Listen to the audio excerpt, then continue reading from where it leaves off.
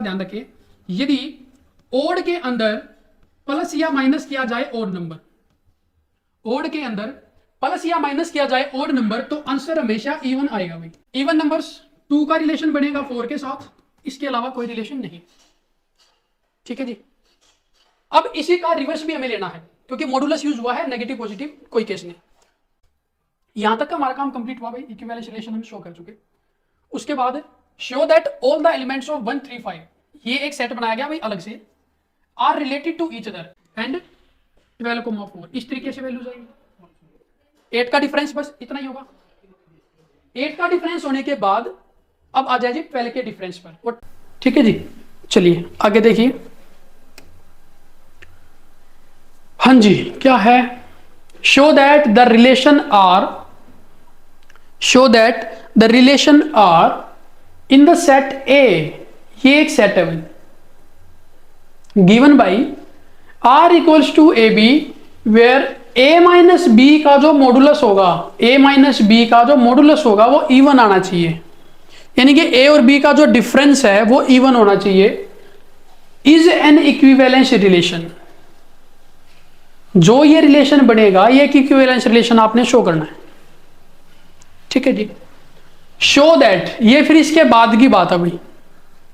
ठीक है, पहले यहां तक क्वेश्चन करेंगे, इसके बाद में आगे देखेंगे कि show that all the elements of 1 3 5 are related to each other and all the elements of 2 4 are related to each other. अलग अलग एलिमेंट्स ओड नंबर और इवन नंबर वाले अपने आप में ही रिलेट करेंगे। ठीक है जी। But no element of 1 3 5 is related to any element of 2 4। 1 3 5 का और 2 4 का आपस में कोई रिलेशन नहीं है, ये हमें शो करना है। चलिए जी, पहले इसका रिलेशन हम बना लेते हैं।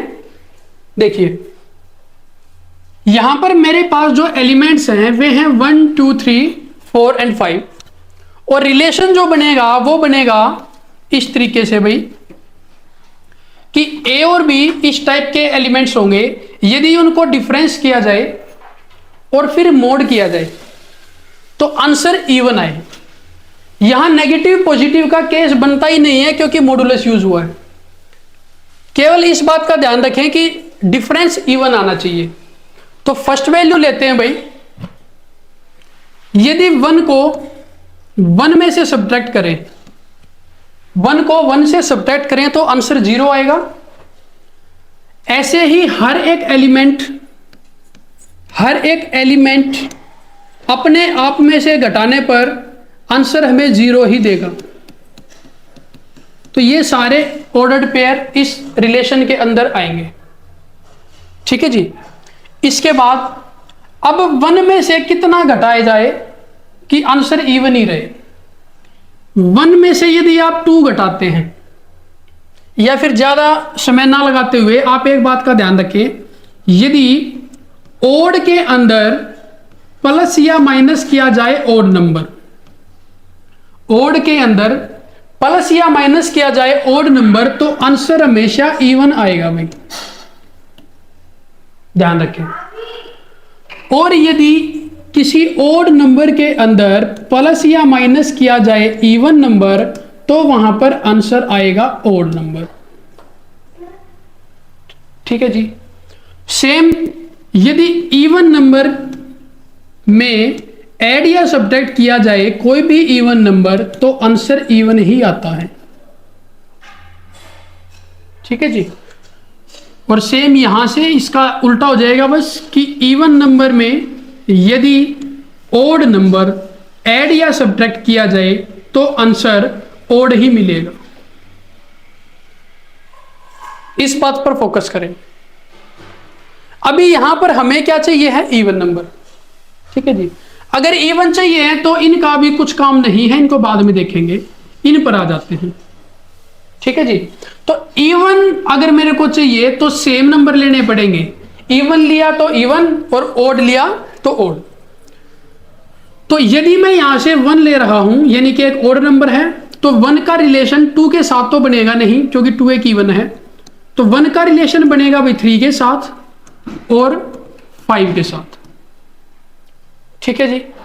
उसके बाद नेक्स्ट ओड नंबर लेते हैं 3, 3 का रिलेशन बनेगा 5 के साथ, और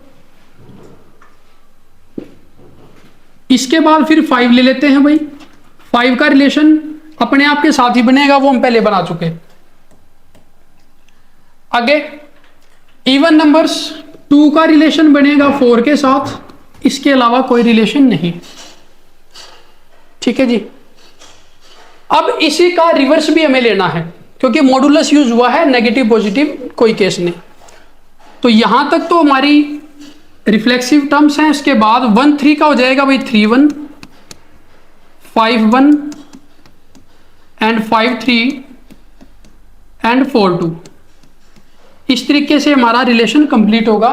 ये सारे ऑर्डर्ड पेयर इस रिलेशन के अंदर आएंगे।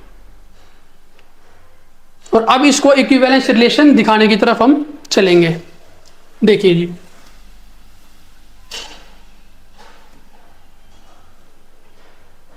ये सेट है मेरे पास 1 2 3 4 और 5। इक्विवेलेंस रिलेशन दिखाना है तो पहले बात करेंगे रिफ्लेक्सिव रिलेशन के लिए। रिफ्लेक्सिव रिलेशन,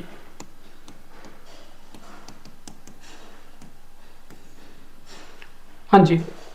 रिफ्लेक्सिव रिलेशन में क्या करना होता है, एक ही एलिमेंट को बार बार रिपीट करना है। तो यहां से क्या 1 1 2 2 3 3 ये हर एक वैल्यू में देखने को मिलेगी भाई, बिलोंग्स टू आर। ये सारी की सारी वैल्यू में रिलेशन में देखने को मिलेगी, क्योंकि इनका डिफरेंस 0 आ रहा है और 0 एक इवन नंबर है। बिलोंग्स टू आर है तो hence this is a reflexive relation. This is a reflexive relation. Second part, symmetric relation के लिए बात करते हैं। सिमेट्रिक रिलेशन के लिए बात करते हैं भाई। सिमेट्रिक रिलेशन में क्या होगा, उल्टा सीधा चेक करना है। तो हर एलिमेंट तो नहीं ले पाएंगे यहां पर, वैसे चेक करते हैं कि यदि 1 3 यहां से बिलोंग कर रहे हैं, यदि 1 3 बिलोंग्स टू आर है, रिलेशन से बिलोंग कर रहा है, तो 3 1 भी बिलोंग करना चाहिए भाई आर से। इसका डिफरेंस यदि इवन आ रहा है, इसका डिफरेंस यदि इवन आ रहा है, तो इसको रिप्लेस करने पर भी डिफरेंस इवन ही रहेगा। ठीक है जी। तो अब हर एलिमेंट को तो आप लिखकर नहीं दिखा सकते, तो यहां वेरिएबल का यूज करेंगे क्या, कि यदि ए कोमा भी बिलोंग्स टू आर है, यदि ए कोमा भी बिलोंग्स टू आर है, तो बी कोमा ए भी बिलोंग करेगा भाई आर से। ठीक है। और यदि ये बिलोंग करेगा आर से for all a and b belongs to A, तो दिस रिलेशन इज ये सिमेट्रिक हो जाएगा भाई।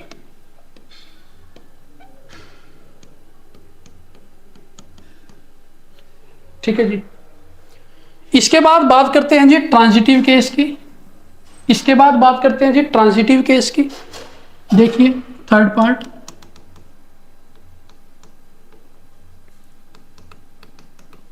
ट्रांजिटिव में यदि a comma b belongs to R है,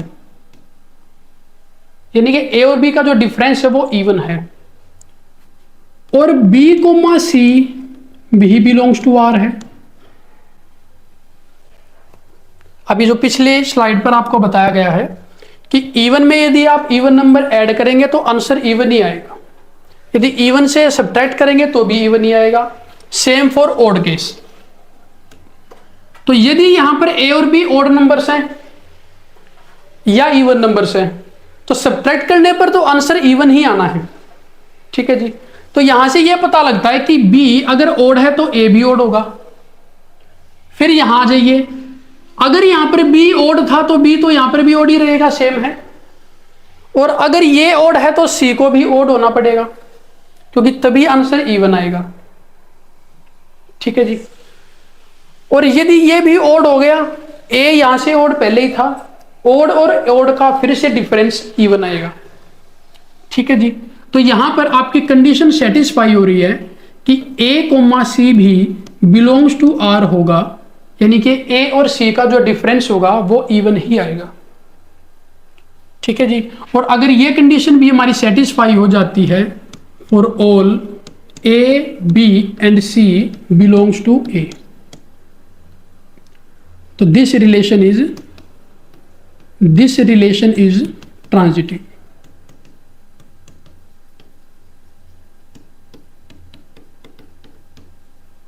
ठीक है जी।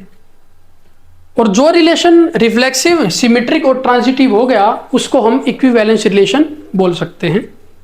ठीक है। तो hence using first, second and third, we can say that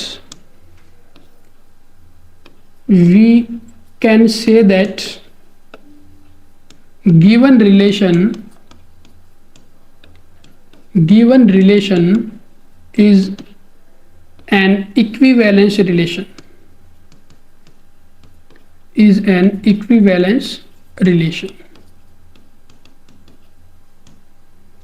clear है भाई? ठीक है जी। यहां तक इक्विवेलेंस रिलेशन हमने शो कर दिया है। इसके बाद में कुछ और भी कंडीशन आपसे पूछी गई थी, वो देख लेते हैं। यहां तक का हमारा काम कंप्लीट हुआ भाई, इक्विवेलेंस रिलेशन हम शो कर चुके। उसके बाद show that all the elements of 1 3 5, ये एक सेट बनाया गया भाई अलग से, are related to each other, इसके जितने भी एलिमेंट्स हैं वो अपने आप से ही रिलेट करेंगे, ये कंडीशन लगाई गई है। इस कंडीशन को आप इससे अटैच कर सकते हैं। यहां पर जितनी भी टर्म्स हैं 1 3 एंड 5, तीनों के तीनों टर्म्स ओड नंबर्स हैं भाई, ओड नंबर्स हैं। ठीक है। और ओड नंबर्स में यदि आप ओड नंबर सब्ट्रैक्ट करेंगे तभी इवन आएगा। हमें तो इवन चाहिए ना, ओवरऑल तो हमें इवन नंबर चाहिए, तभी रिलेशन में जाएगा। ठीक है। तो ओड नंबर में से ओड नंबर को यदि आप सब्ट्रैक्ट करेंगे तो ही आंसर इवन आएगा। दूसरा, फिर कहा है are related to each other, एक दूसरे से रिलेट करेंगे। ये आप यहां भी देख सकते हैं 1 3 1 5 3 5 3 1 एंड 5 1 5 3, सारे odd number cases. And all the elements of 2 4, अब जो 2 4 है इसमें दोनों नंबर इवन है, दोनों नंबर इवन है, तो इवन और इवन जब सब्ट्रैक्ट होंगे तभी इवन आएगा। केवल एक इवन लेकर हम ओड नहीं ला सकते भाई, सॉरी इवन नहीं ला सकते। ठीक है।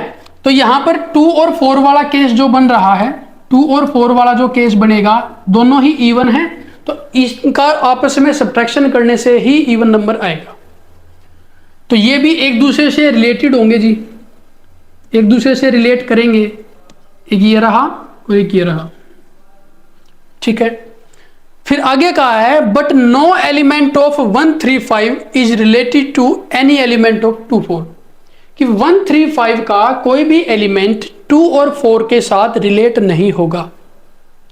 इसका रीजन भाई अगेन ये कंडीशंस हैं दोनों, क्योंकि एक एलिमेंट आप इस सेट से लेंगे और एक एलिमेंट आप इस सेट से लेंगे, तो होगा क्या, एक नंबर आपको इवन मिलेगा और एक नंबर आपको ओड मिलेगा।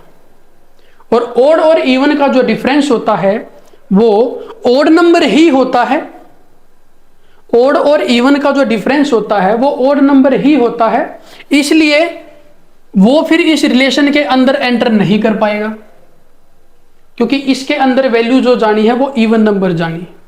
ठीक है जी। तो यही यहां पर बोला गया है कि but no element of 1 3 5 is related to any element of 2 4। इसका रीजन ये है कि यदि हम ऐसा करते हैं तो आंसर ओड आ रहा है, जो कि रिलेशन को सेटिस्फाई नहीं कर रहा। क्लियर है जी? इस क्वेश्चन में कोई और प्रॉब्लम हो तो आप पूछें।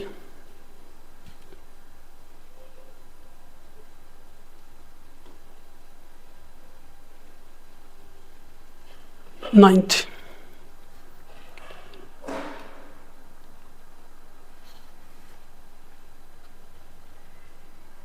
देखिए भाई 9th सम,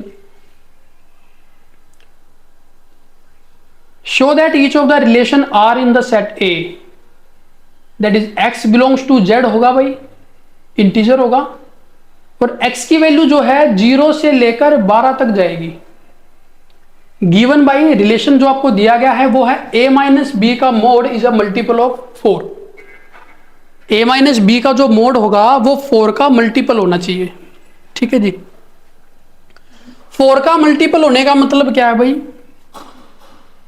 4 का मल्टीपल होने का मतलब है कि यदि वो 4 से मल्टीप्लाइड हो जाए, ऐसा नंबर आना चाहिए। तो 4 को यदि 0 से मल्टीप्लाई करें तो आंसर मुझे 0 मिलेगा। पहला नंबर तो 0 ही है। ठीक है जी, यदि 4 को 1 से मल्टीप्लाई करें तो आंसर कितना मिलेगा जी? 4 मिलेगा। और 4 को 2 से मल्टीप्लाई करें तो 8 मिलेगा, और 3 से मल्टीप्लाई करें तो 12 मिलेगा भाई। इससे ज्यादा जाना भी नहीं है क्योंकि वैल्यूज इतनी ही हैं, 12 से बड़ी वैल्यू हमें लेनी भी नहीं।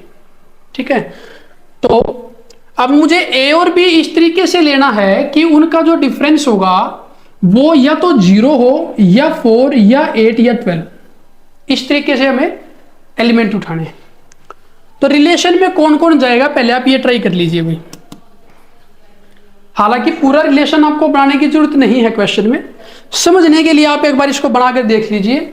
ये से आपको पता लग जाएगा कि रिफ्लेक्सिव सिमेट्रिक ट्रांजिटिव है या नहीं। देखिए, पहले तो डिफरेंस 0 चाहिए। अगर डिफरेंस 0 चाहिए है तो हर एक एलिमेंट अपने आप में से ही जब सब्ट्रैक्ट होगा तब 0 आंसर देगा, तब 0 आंसर देगा भाई। तो यहां आप क्या करेंगे जी? 1 1 2 2 3 3 इस तरीके से एलिमेंट जाएंगे भाई 12 तक। और 0 वाला भी है क्योंकि 0 इक्वल टू में है तो 0 भी जाएगा। ठीक है जी, इस तरीके से एलिमेंट जाएंगे। उसके बाद डिफरेंस 0 वाले हो गए जी हमारे, इसमें डिफरेंस 0 आएगा, ये हमने ले लिए। उसके बाद डिफरेंस आना चाहिए 4, क्योंकि 4 का मल्टीपल तो तभी बनेगा। तो डिफरेंस कब 4 आएगा जी? वो देखिए, यदि पहली वैल्यू 0 है तो अगली वैल्यू मुझे 4 लेनी पड़ेगी, तभी डिफरेंस 4 आएगा। अब इनमें एक एक बढ़ाते जाएं। यदि 0 की जगह 1 आ जाए तो यहां 5 हो जाएगा, 1 की जगह 2 आ जाए तो यहां 6 हो जाएगा, 2 की जगह 3 हो जाए तो यहां 7 हो जाएगा भाई। इस तरीके से वैल्यू चलेगी। और कहां तक चलेगी? लास्ट वैल्यू कितनी होनी चाहिए? 12। तो यहां अगर 12 होगा तो यहां कितना होगा भाई? 8। बात समझ आ रही है? 1 2 3 4 5 6 7 एंड 8। ठीक है, लास्ट वैल्यू 12 होनी चाहिए। क्लियर है जी?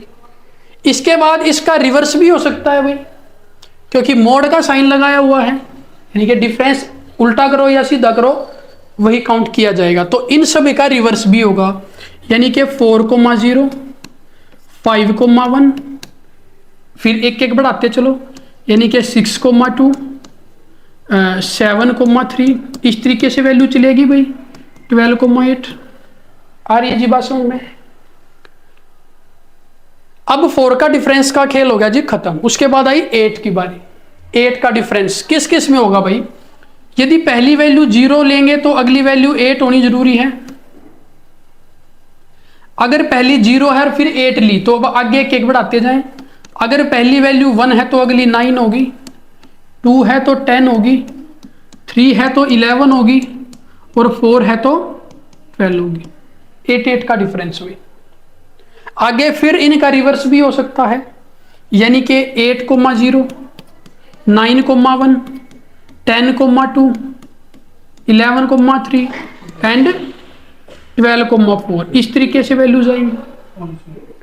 8 का डिफरेंस बस इतना ही होगा। 8 का डिफरेंस होने के बाद अब आ जाए जी 12 के डिफरेंस पर, और 12 का डिफरेंस आपका आएगा सिर्फ और सिर्फ 0 12 या 12 0 वाले केस में।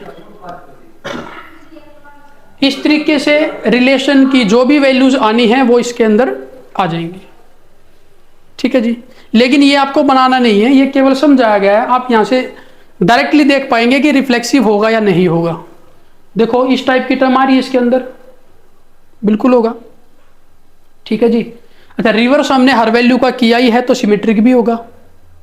ठीक है। और ट्रांजिटिव, ट्रांजिटिव के लिए क्या कि अगर जीरो जो है 4 से रिलेट कर रहा है, जीरो अगर 4 से रिलेट कर रहा है तो 4 किसी भी नंबर से आप रिलेट किया हुआ देख लीजिए, 4 को किसी के साथ भी रिलेट हुआ देख लीजिए। कहाँ है जी 4, 4 देखिए 12 के साथ रिलेट है, 0 4 से रिलेट है, 4 12 से रिलेट है, तो 0 12 से रिलेट होना चाहिए, है जी, है जी।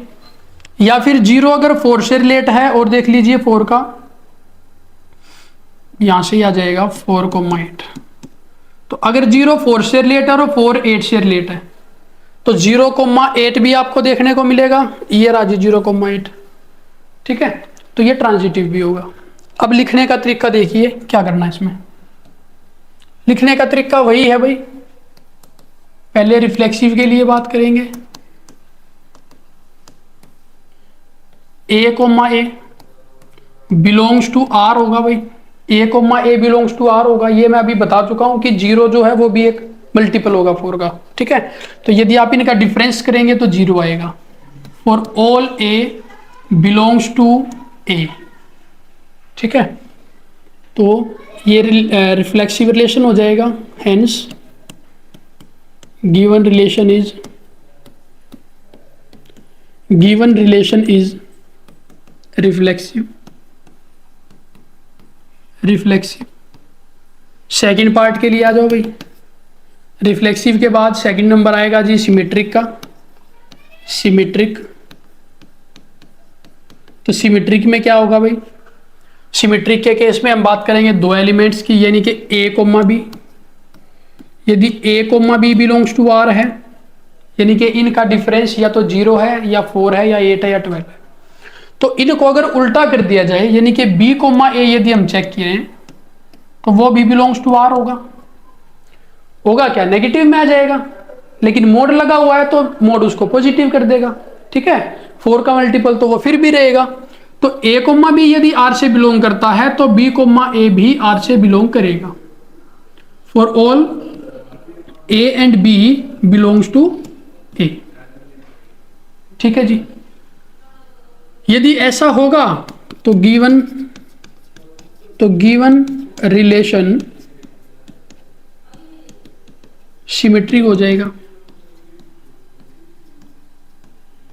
ठीक है जी, गिवन रिलेशन जो है वो सिमेट्रिक हो जाएगा।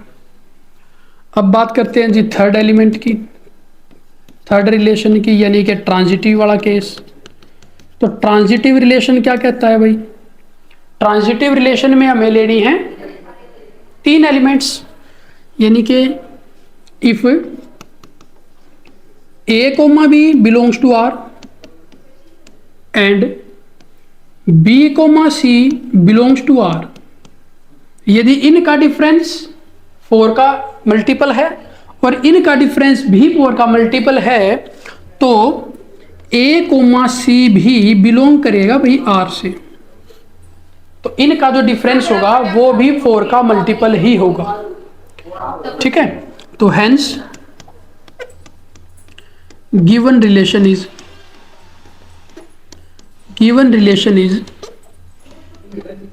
ट्रांजिटिव।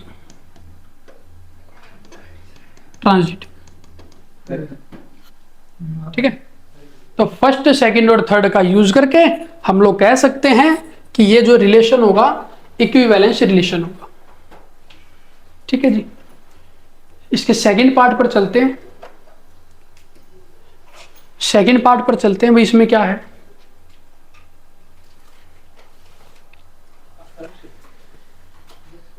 रिलेशन बनाना है a, b, रिलेशन बनाना है a, b, जहां पर a जो है b के बराबर होगा। जहां a है जी वो b के बराबर होगा। यदि a b के बराबर होगा तो इसमें केवल ये वैल्यूज आएंगी भाई, ऊपर ऊपर वाली। ठीक है, इसके लिए भी चेक कर लेते हैं।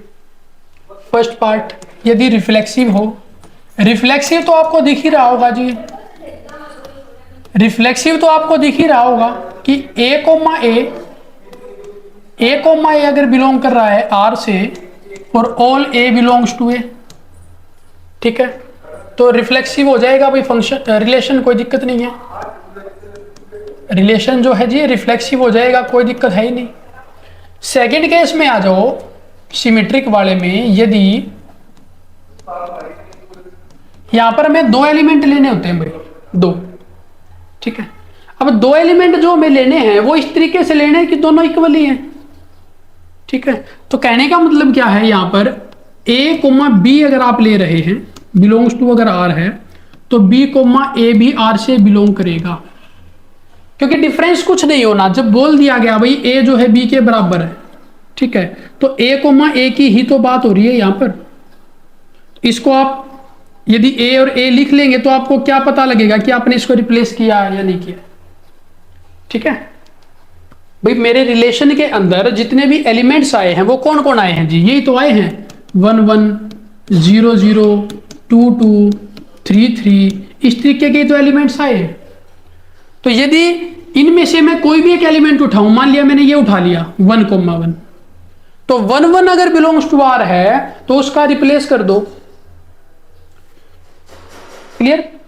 अगर 1 1 है, यदि 1 1 जो है आर से बिलोंग कर रहा है, तो उसको जब आप रिप्लेस करेंगे तो ये 1 पीछे चला जाएगा और ये आगे, आपको क्या पता लगेगा, उसको भी 1 1 ही तो लिखा जाएगा, ठीक है जी। तो ये रिलेशन हमारा यहां से सिमेट्रिक हो जाएगा जी, सिमेट्रिक। और थर्ड केस में आ जाओ भाई। थर्ड केस में क्या है जी, ट्रांजिटिव चेक करना है, ट्रांजिटिव। थर्ड केस में हमें ट्रांजिटिव चेक करना है।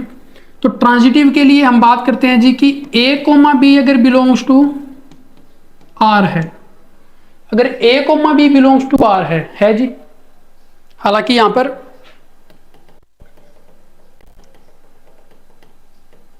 आप इसको ऐसे कीजिए कि ए कोमा बी अगर बिलोंग्स टू आर है, भैया हमने मान लिया, हालांकि यहां पर है नहीं, बी की जगह ए ही है।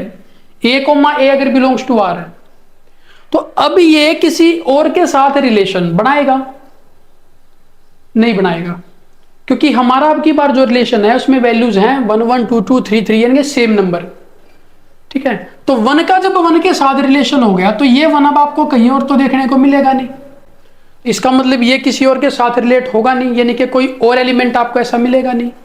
तो जो सेकंड कंडीशन होती है a comma b belongs to R वाली, वो यहां पर सेटिस्फाई नहीं हो रही, ठीक है जी, वो यहां पर सेटिस्फाई नहीं हो रही है। और ये अगर नहीं होगी तो इसको हम ट्रांजिटिव बोलेंगे, ये मैं बता चुका हूं। यदि ये दो कंडीशन हमारी नहीं सेटिस्फाई होती हैं तो वहां पर भी ट्रांजिटिव केस बनता है, इसमें आप कंफ्यूज ना रहे, ठीक है जी। यहां आप ए भी यूज करने की बजाय ए ही लिख लीजिए, क्योंकि यहां पर हमारे पास ए ही था रिलेशन के अंदर, दोनों टर्म सेम ही है, ठीक है जी, दोनों टर्म सेम ही है, तो ए से ही कर लीजिए।